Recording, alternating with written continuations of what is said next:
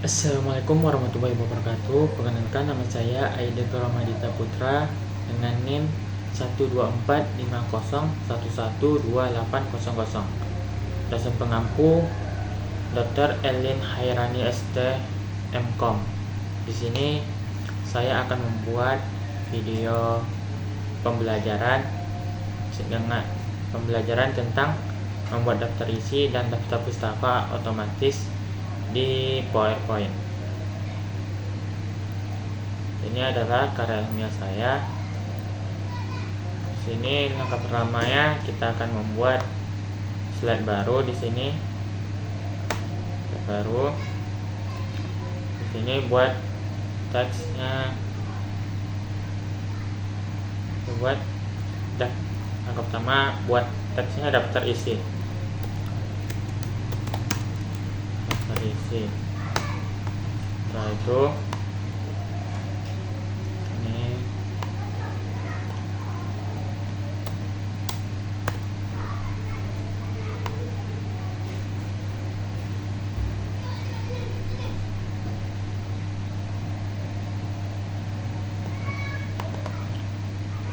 setelah itu kita akan menambahkan subs.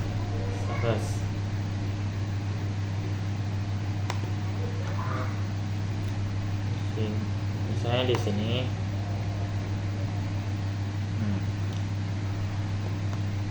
terus salin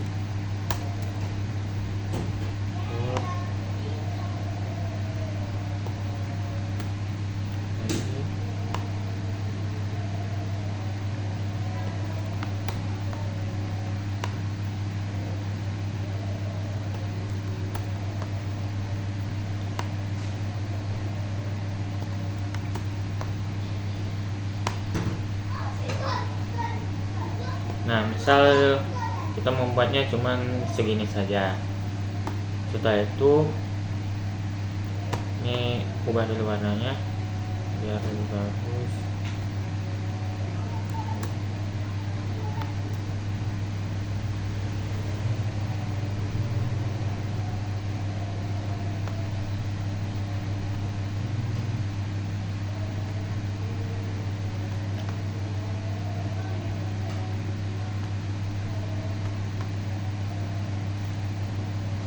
Contoh, kita kasih warna segini.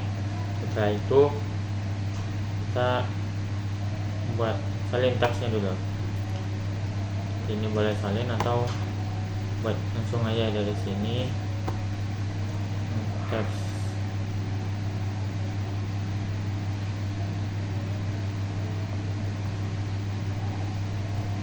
Ini buat latar belakang.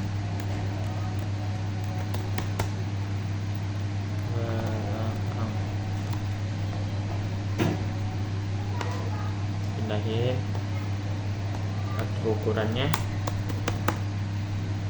Nih, buat dua saja.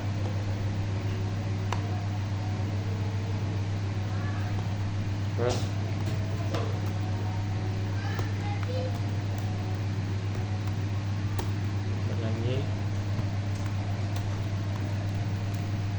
tujuan. Setelah itu dan keamanan.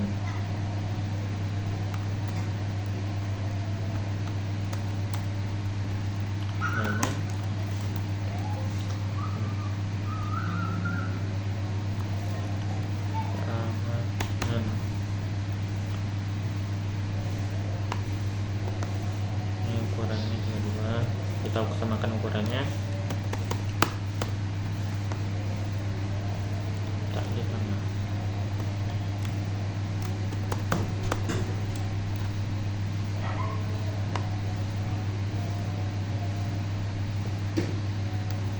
Lanjut.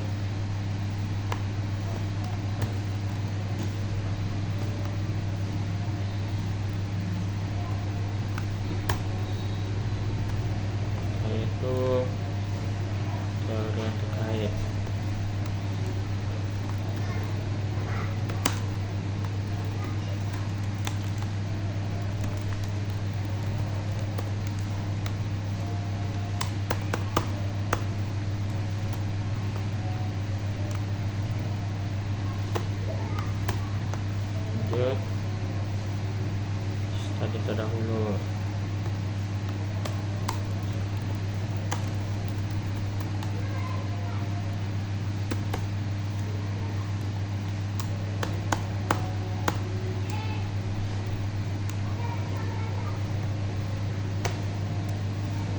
Di situ penelitian terdahulu.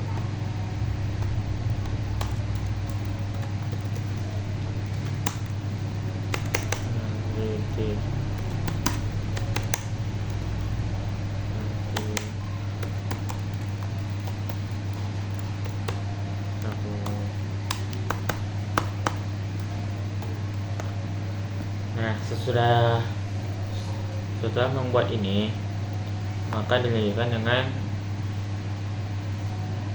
menambahkan hyperlinknya, yaitu pergi ke insert, pilih hyperlink. Pertama klik dulu yang ininya, lanjut pilih hyperlink, klik paste in this document, yaitu cari dulu slide-nya, slide yang keberapa. Setelah itu tekan OK.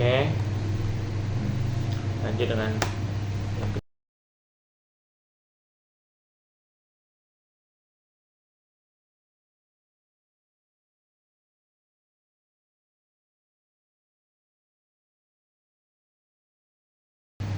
di sini tinggal full layar aja, terus diklik maka akan sana. Ini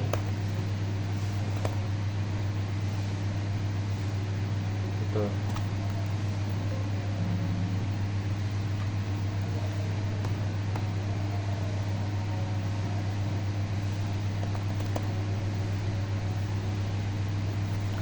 Nah, berbeda dengan cara membuat di Word. Kalau membuat di Word itu kita menggunakan heading 1, heading 2, dan heading 3. Terus dilanjutkan dengan reference, fitur reference.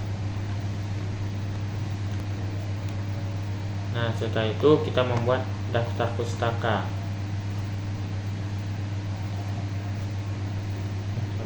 Tambahkan slide baru. Terus ini, terus di sini daftar pustaka.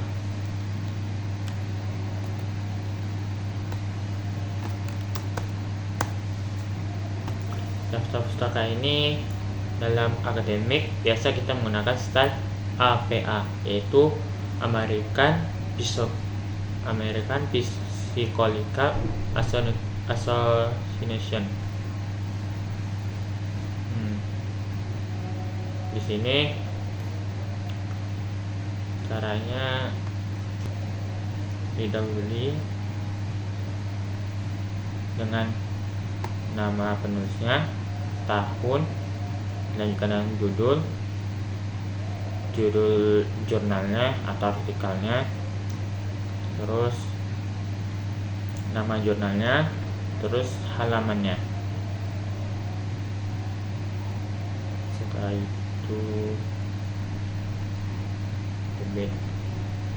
setiap penulisan daftar pustaka itu beda-beda. Ada yang dari buku, majalah, berita, artikel, ataupun jurnal. Di sini saya menggunakan salah satunya, yaitu jurnal.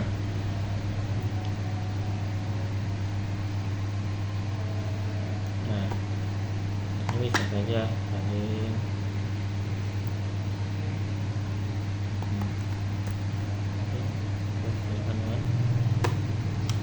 Tempel.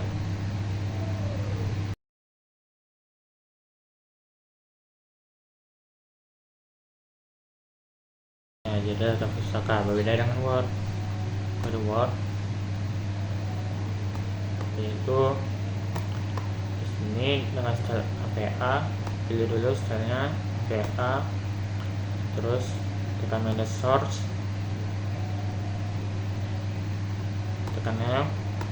Nah, di sini nama penulisnya, contoh tuh James. Ini penulis lebih lah ya, kita tulis satu penulis, contohnya James, koma kuat misalnya.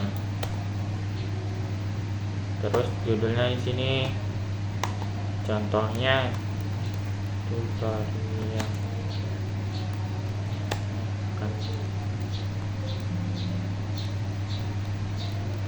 keamanan siber. Terus nama jurnalnya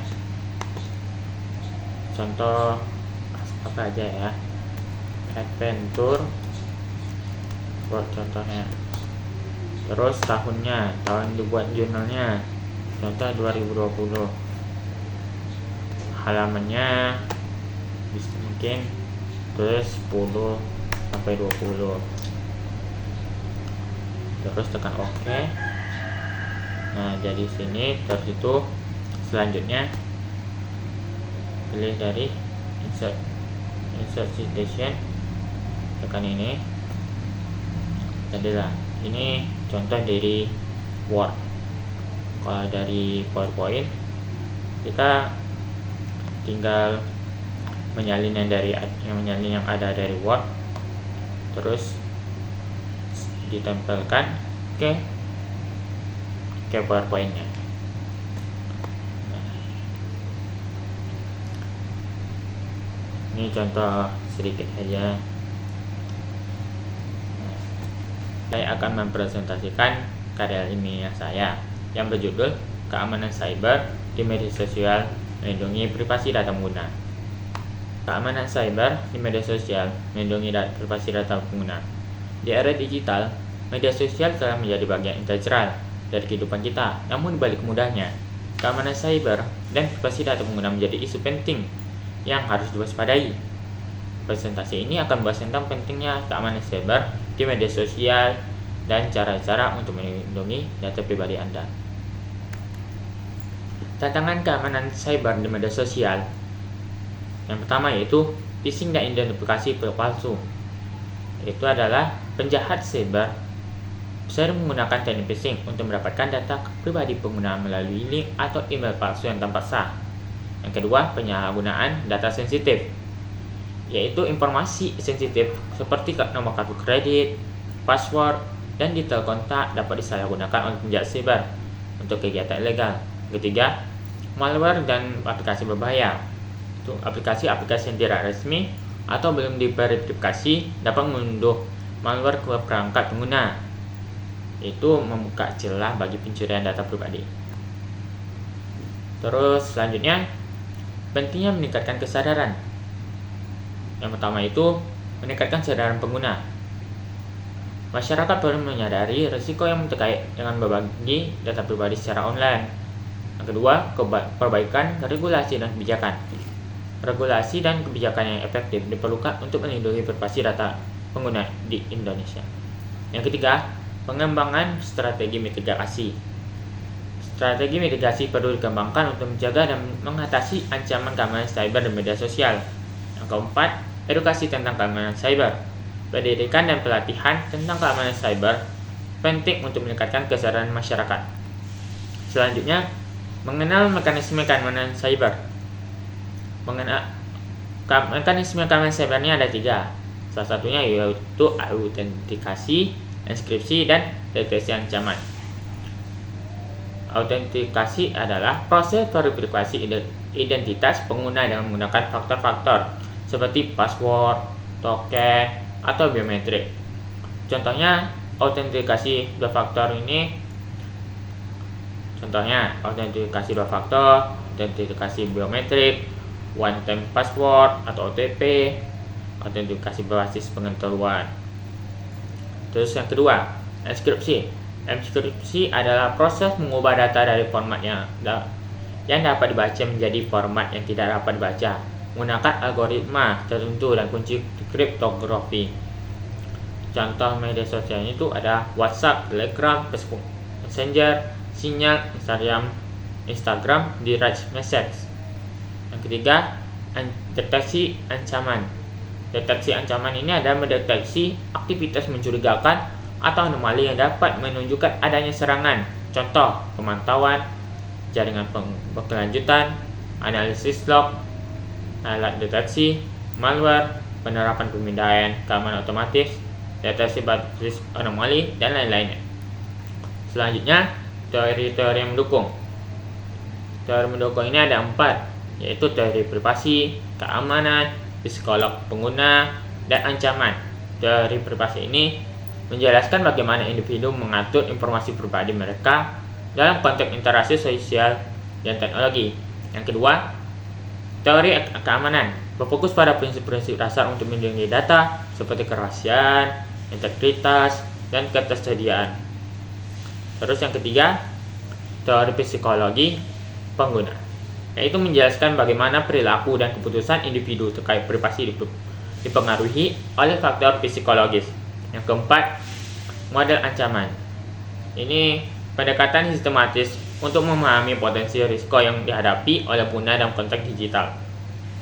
Selanjutnya, memahami tantangan dan peluang, yaitu studi terdahulunya. Yang pertama ini kekurangannya. Kekurangan di penelitian sebelumnya itu ada beberapa, yaitu fokus pada aspek teknis, kurangnya pemahaman tentang persepsi pengguna, terus keterbatasan dalam analisis kualitatif dan perubahan dinamis dalam media sosial. Dan kelebihannya itu ada di penelitian yang lebih mendalam tentang persepsi pengguna, pengembangan strategi mitigasi yang lebih efektif, peningkatan program edukasi dan pelatihan, dan pengembangan kebijakan lebih komprehensif. Selanjutnya ini adalah penelitian terdahulu. Penelitian terdahulu yang saya dapat itu ada 5, yaitu dari Muhammad Rifki Ramadhani dan Ahmad Rafi Pratama.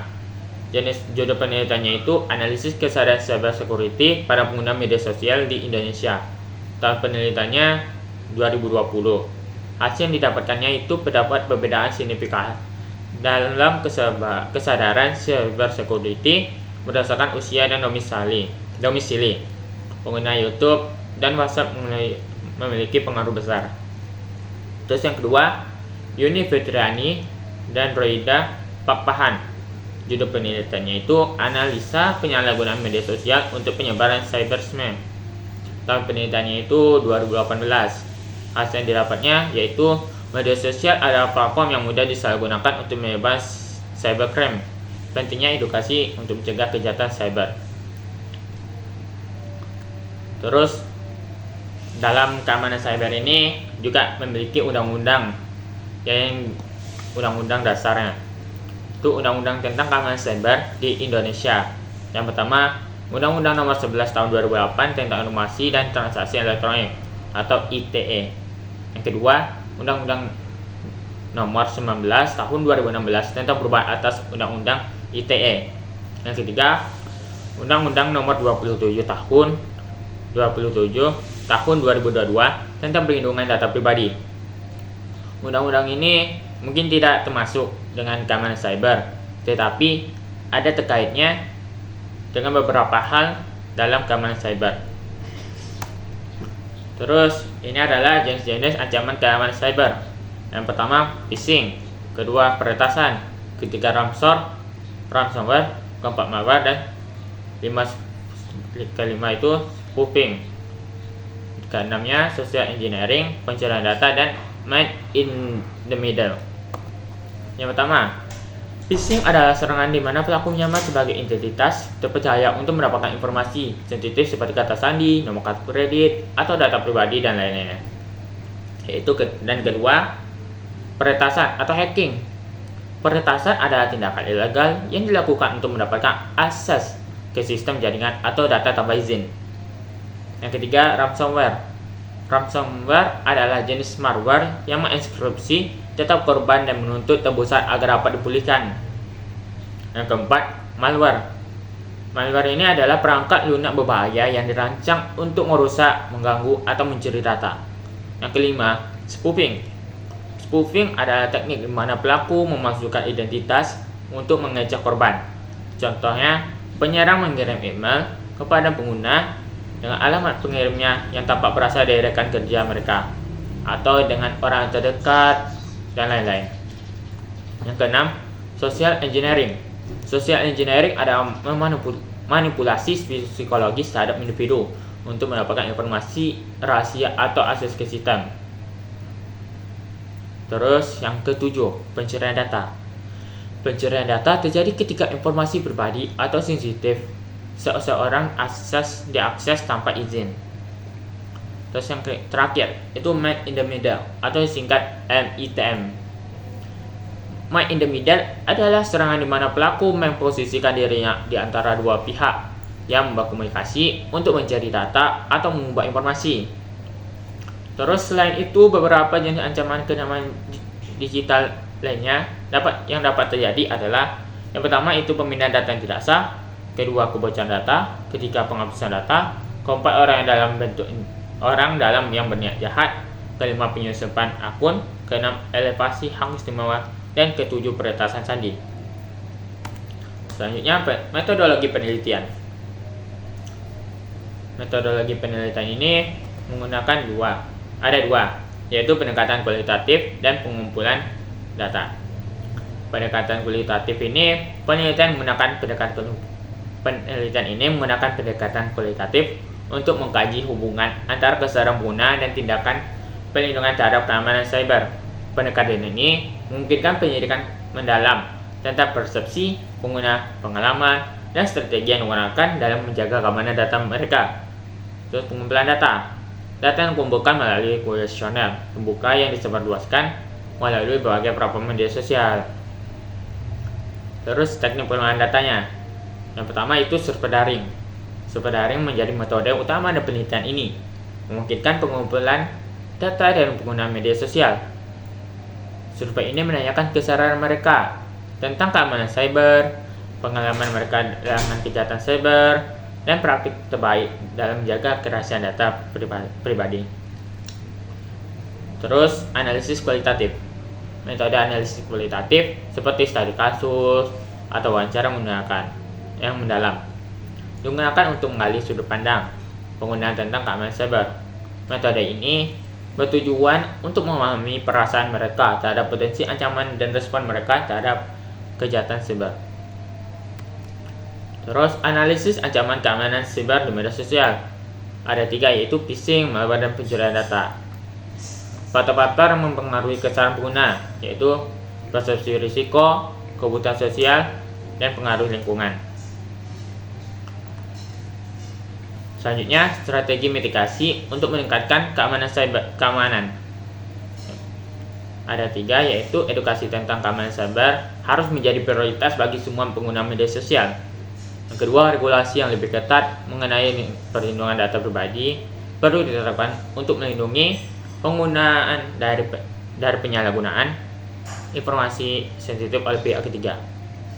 Yang ketiga, platform media sosial harus terus mengembangkan teknologi keamanan seperti autentifikasi 2 faktor dan enkripsi end-to-end untuk melindungi data pengguna dari ancaman siber.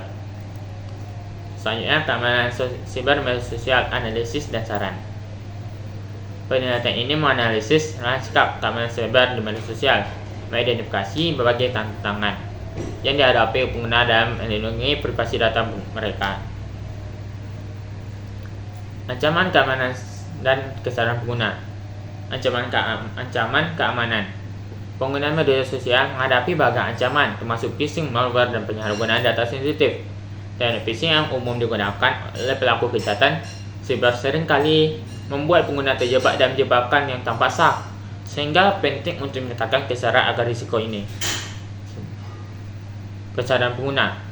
Terdapat kurangnya kesadaran di kalangan pengguna mengenai pentingnya menjaga privasi dan keamanan data pribadi.